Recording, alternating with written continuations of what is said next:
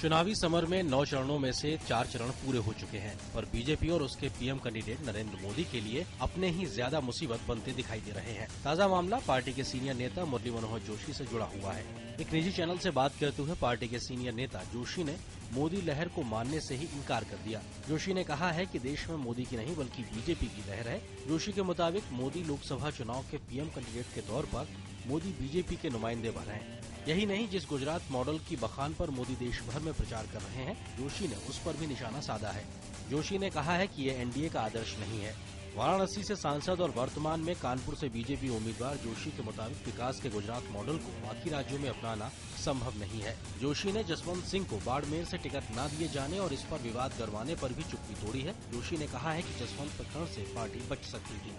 I don't know which interview he is referring to. We'll all right. Times now need not be bothered about Malayalam interview. We will go through it ourselves. Dr. Joshi is a very senior leader, and he understands the party. He guides the party. We'll look into it and react.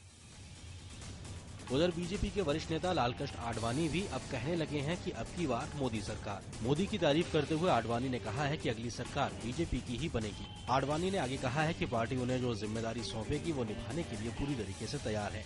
कई बार media ने आडवाणी और मोदी के बीच अनबन की खबरें आती रही हैं। यहाँ तक कि कई मौकों पर आडवाणी पार्टी से नाराज भी नजर आए हैं। गांधीनगर लोकसभा सीट को लेकर भी काफी हंगामा मचा था। खबरें आ रही थी कि आडवाणी भोपाल से चुनाव लड़ना चाहते थे, लेकिन बाद में खुद आडवाणी ने गांधीनगर से चुनाव लड़ने का फैसला किया।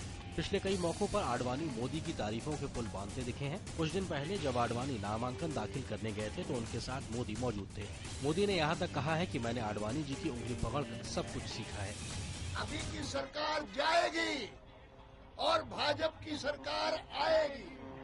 ये चुनाव का परिणाम इससे पहले कभी नहीं होता था।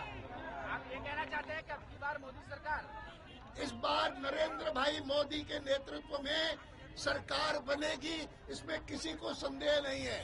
गौरतलब है कि बीजेपी को ऐन चुनावी मौके पर इससे पहले भी लगातार फजीहत का सामना करना पड़ा है। टिकट बंटवारे से लेकर प्रमोद मुतालिक, साबिर अली को पार्टी में लेने व जसवंत सिंह लालकृष्ण आडवाणी के चुनाव लड़ने पर हुए विवाद ने पार्टी को नुकसान पहुंचाने का काम अधिक किया है।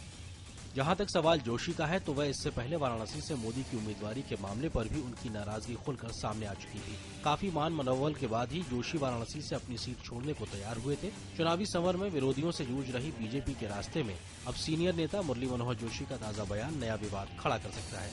जनादेश डेस्क, डीडी न्यूज।